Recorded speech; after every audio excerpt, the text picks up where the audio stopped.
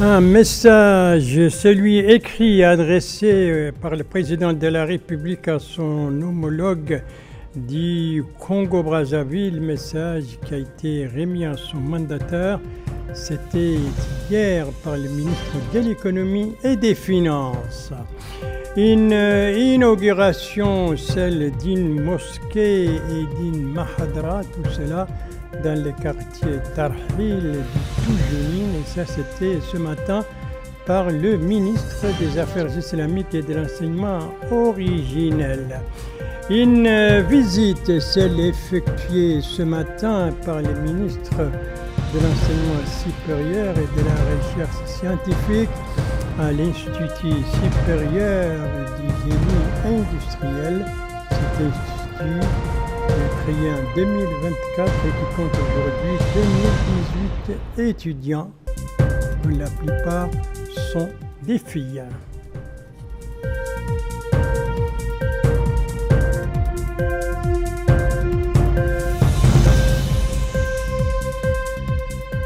Voilà donc, tels étaient les principaux titres du journal et c'est parti. Madame, mademoiselle, monsieur, bonsoir et bienvenue à votre 22h de ce vendredi 14 Ramadan 1446, ce qui correspond au 14 mars 2025. Et pour commencer, une page diplomatique. La diplomatie donc avec ce message adressé par le message écrit adressé par le président de la République, M. Mohamed Ould Cheikh El Ghazouani, à son homologue du Congo-Brazzaville, Denis Sassou Nguesso. Message qui a été remis à son destinataire par M. Sid Ahmed Ould, ministre de l'économie et des finances. Ça, c'était hier lors d'une audience à la résidence présidentielle d'Oyo. Audience qui s'est déroulée en présence de notre ambassadeur à Brazzaville, M. Sidi Ould Radi, et bien entendu aussi du candidat de la Mauritanie à la présidence de la Banque africaine de développement, M. Sidi Ould. Voilà, et à l'issue de l'audience, le ministre de l'économie et des finances a donné des précisions donc sur cette mission, dans quel cadre s'inscrit-elle. Eh bien, je vous propose de les suivre.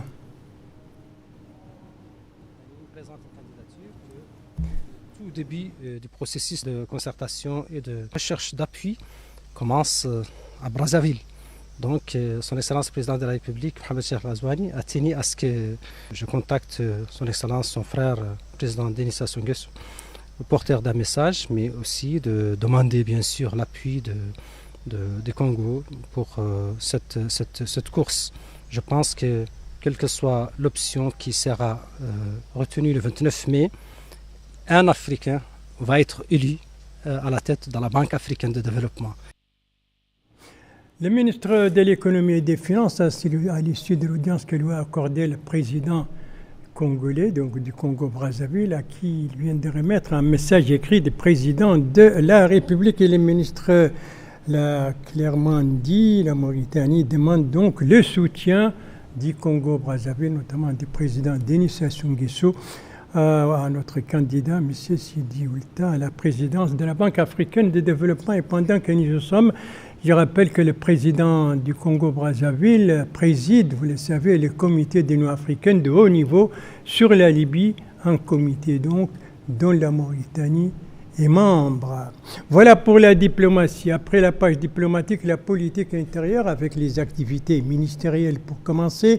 Deux en tout ce soir dans ce journal, l'une hier, l'autre aujourd'hui, et toutes deux, c'était à Nouakchott. La première de ces activités est celle du ministre des Affaires islamiques et de l'enseignement originel. Il s'agit d'une inauguration. Qu'est-ce qui a été inauguré dans le quartier donc, de Tarhil à Toujounine? C'est ce que va nous dire Abdoul Ademba. Une mosquée comprend aussi une mahadra a été inaugurée à Tarhil dans la Moukhata de Toujounine par le ministre des Affaires islamiques et de l'enseignement originel. Cette mosquée comprend 2 étages ainsi qu'un annexe abritant le logement de l'imam et du muezzin en plus de la salle d'enseignement du Saint-Coran et 4 autres résidences pour les instituteurs.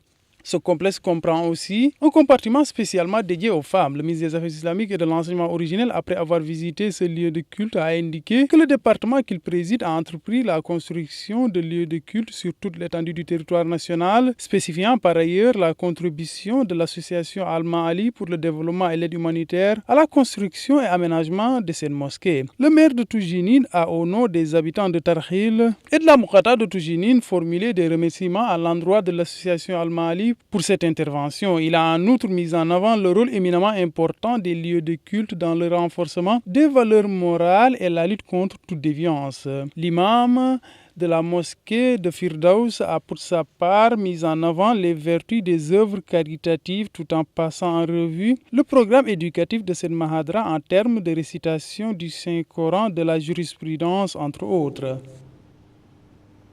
Voilà donc le quartier Tarhil de Toujinine, Nouakchott Nord, dispose désormais d'une nouvelle mosquée, d'une nouvelle Mahadra, et toutes les deux ont été inaugurées donc hier par le ministre des Affaires islamiques et de l'enseignement originel. Son collègue de l'enseignement supérieur et de la recherche scientifique lui a effectué une visite également à Nouakchott, une visite pour l'Institut supérieur du génie industriel. Alors, précision sur cette visite et sur cet institut avec Bokar Baylaba. L'Institut supérieur du génie industriel a vu le jour en 2024. Les études ont commencé au début de cette année académique, notamment au département de génie industriel. Sur place, le ministre de l'enseignement supérieur et de la recherche scientifique, Yacoub Loumaïn, a été édifié sur le fonctionnement de l'établissement et les différentes formations dispensées aux étudiants et leur conformité aux normes de qualité internationales requises pour ce type d'établissement. Et à cette occasion, le ministre a déclaré que cette visite lui a permis de s'informer des prestations de formation en génie industriel dispensées par l'Institut. Et il s'est réjoui des progrès constatés dans la mise en œuvre du programme d'enseignement, malgré la récente mise en œuvre de l'établissement. Il a terminé sa visite par la tenue d'une réunion avec le personnel de l'établissement qui dispense des formations de génie industriel à 2018 étudiants. Le tout encadré par 84 professeurs. Voilà pour la visite donc effectuée ce matin à l'Institut supérieur du génie industriel, visite effectuée par le ministre de l'Enseignement supérieur et de la recherche scientifique. Et je rappelle que cet institut a été créé en 2024 et qu'il a actuellement 2018 étudiants, dont la plupart sont des filles. Venons-en maintenant à l'animation du mois béni du Ramadan sur tous ses flancs spirituels et matériels. Et pour commencer donc, les foires commerciales organisées à cette occasion, des points de vente qui ne désemplissent pas particulièrement ceux consacrés aux légumes. C'est le constat fait par El Hajj Abdellahdine. Ces points de vente de denrées alimentaires qui ont été créés dès les débuts du mois béni du Ramadan connaissent présentement une affluence notoire de la part des citoyens qui viennent quotidiennement pour s'approvisionner des légumes produits localement. Un approvisionnement régulier en légumes à des prix abordables est assuré par le groupe Itran pour la production et la commercialisation de légumes. Les citoyens rencontrés par la chaîne El Mauritania ont exprimé leur satisfaction pour l'installation de ces points de vente qui offrent les différents légumes de haute qualité à des prix réduits en comparaison avec les prix au niveau du marché. Ils ont par ailleurs apprécié les efforts des producteurs, des agriculteurs locaux et des organisateurs qui sont derrière la réussite de ces points de vente. Des produits maraîchers locaux, des prix subventionnés et une fluidité d'approvisionnement sont des multiples facteurs qui font de ces points de vente une destination privilégiée pour les citoyens ayant un revenu limité. Voilà donc la composante légumes de ces foires commerciales organisées durant ce mois béni.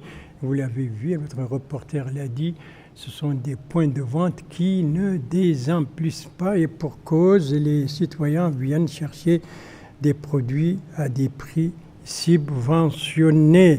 Voilà, et puis l'animation du mois béni du Ramadan sur son flanc spirituel avec d'abord la conférence quotidienne Rodatou Siyam qui se tient chaque jour dans la grande mosquée de Nouakchott, appelée communément la mosquée séoudienne. Et comme les précédentes de la conférence d'aujourd'hui étaient divisées en deux volets, volet religieux animé donc par le faqih Sid Ahmed Ould Sidi Khalil, et elle avait pour thème donc la relation entre le Coran et l'hygiène. Le volet médical, lui, était animé par le docteur Bouna Souhaib, et il portait sur l'hygiène et les maladies infectieuses. Les différences, Rawdatul Siyam, la conférence quotidienne qui se tient dans la grande mosquée de Nouakchott, c'était aujourd'hui la 14e. Et nous restons toujours dans le flanc spirituel du mois béni du Ramadan, avec ce concours organisé par la commune de Riyad. Et c'est un concours donc de récitation du Coran, lancement aujourd'hui. Alors, c'est l'objectif de ce concours et sur les participants, précision avec Abdullah Demeba. Les Mahadras de la Muqatta de Riyad ont pris part à cette 5e édition de la compétition de récitation et de maîtrise du Saint-Coran de la commune de Riyad. L'objectif de ce concours est d'encourager l'apprentissage et la maîtrise du Saint-Coran au niveau de cette zone. Le conseil du Wali Laïla Nouakchott Sud a indiqué que cette initiative, qui est très importante, se tient au cours du mois béni du Ramadan. Il a par ailleurs affirmé que la municipalité de Riyad organise chaque année cette compétition, contribuant à renforcer le socle et patrimoine religieux national. Le maire de Riyad a pour sa part déclaré qu'ils organisent cet événement chaque année à l'occasion du mois de Ramadan, ce qui, souligne-t-il, constitue aussi une opportunité de démontrer le savoir-faire des habitants de cette commune. Ainsi précise-t-il, l'année dernière, l'élève qui avait eu à remporter le concours de la commune de Riyad s'est aussi illustré dans le cadre du concours de récitation du Saint-Coran à l'échelle nationale, représentant ainsi la Mauritanie aux Émirats arabes unis. Les intervenants qui se sont par ailleurs exprimés ont tour à tour salué l'organisation de ce concours. Voilà donc les différentes mahadras de la Muqatta de Riyad participent à ce concours dont le lancement c'était aujourd'hui, concours du maire de Riyad, coup d'envoi ce matin. Lui aussi, c'était hier soir. Le lancement des nuits d'Elmet, c'est les nuits de Nouakchott, c'était hier soir, et c'est des précisions avec Bokar Baye là-bas. Cette manifestation culturelle est organisée dans le cadre du mois béni du Ramadan. Elle vise à mettre en exergue les qualités et les vertus du prophète, paix et salut sur lui, à travers la poésie, le chant, la psalmodie et le louange. Et dans son intervention, le chargé de mission au ministère de la Culture, des Arts, de la Communication et des Relations avec le Parlement, Mohamed El Soueina, a indiqué que les louanges constituent un patrimoine qui occupe une place particulière dans notre société. À son tour, le président de l'Union nationale des louanges du prophète, paix et salut sur lui, Al-Hassan El-Brahim, a mis en exergue l'importance des louanges et la symbolique que leur accordent les Mauritaniens. Il a indiqué que la création d'un secteur des arts est un pas vers la réconciliation entre tous les acteurs artistiques et culturels.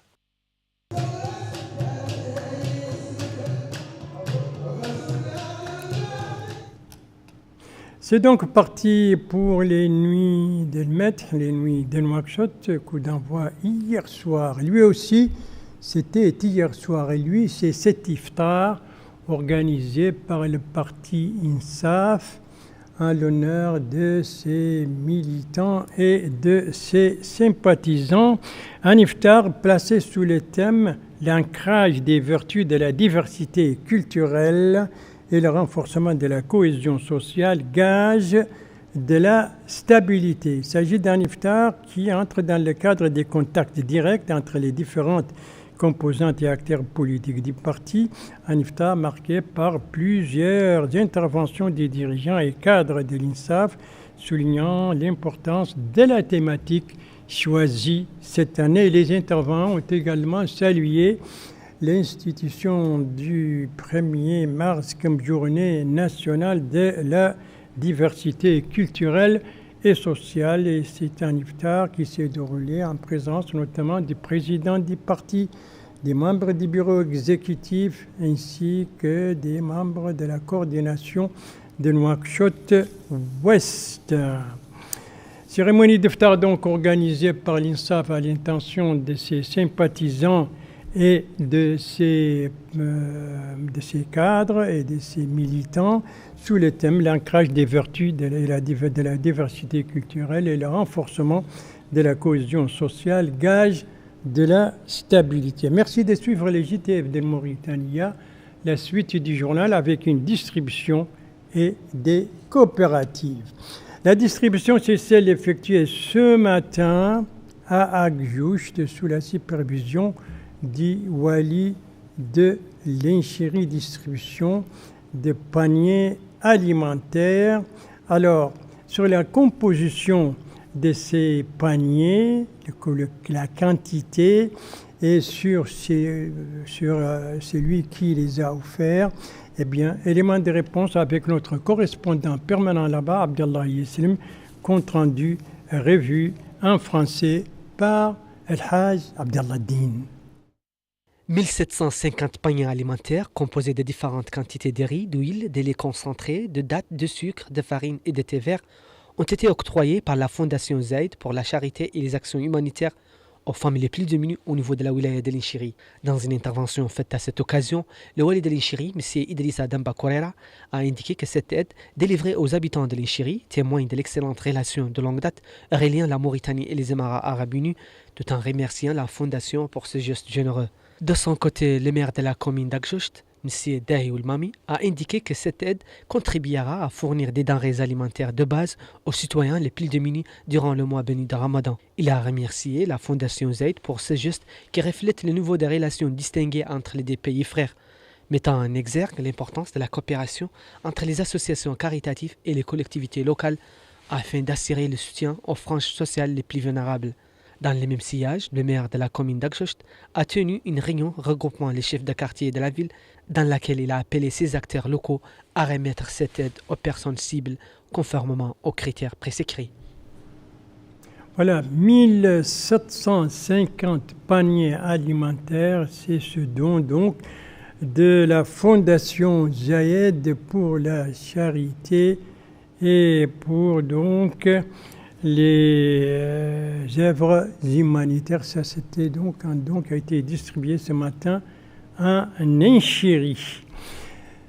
Les coopératives, donc annoncées, quand j'ai annoncé la deuxième partie de ce journal, ce sont les coopératives féminines à Kaïdi, ces coopératives qui sont très actives et surtout avec leur participation active dans la foire organisée à Kaïdi. Précision sur ces coopératives et sur leur participation avec notre correspondant permanent là-bas, Mohamed Lemir Khatri, compte rendu revient en français par Abdoulaye Demeba.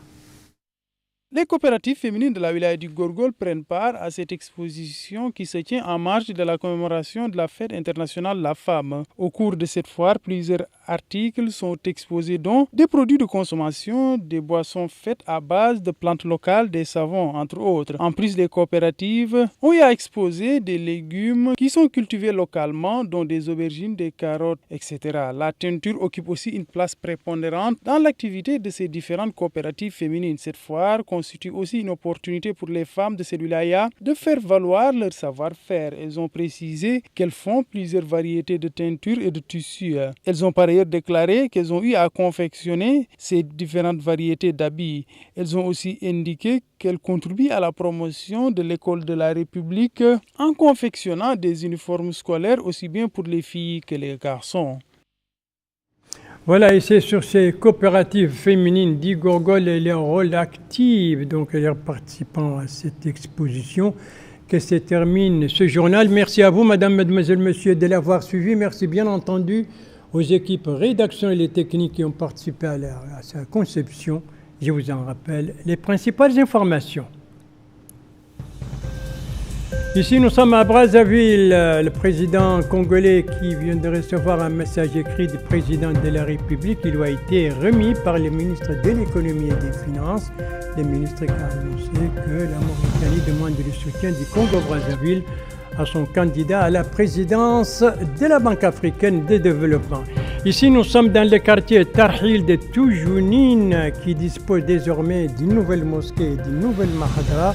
Toutes deux ont été inaugurées hier soir par les ministres des Affaires islamiques et de l'enseignement originel. Ici, nous sommes à l'Institut supérieur du génie industriel qui a reçu aujourd'hui la visite du ministre de l'Enseignement supérieur et de la Recherche scientifique. Cet institut donc créé, vous le savez, en 2024 et qui compte actuellement 2018 étudiants dont la plupart sont des filles.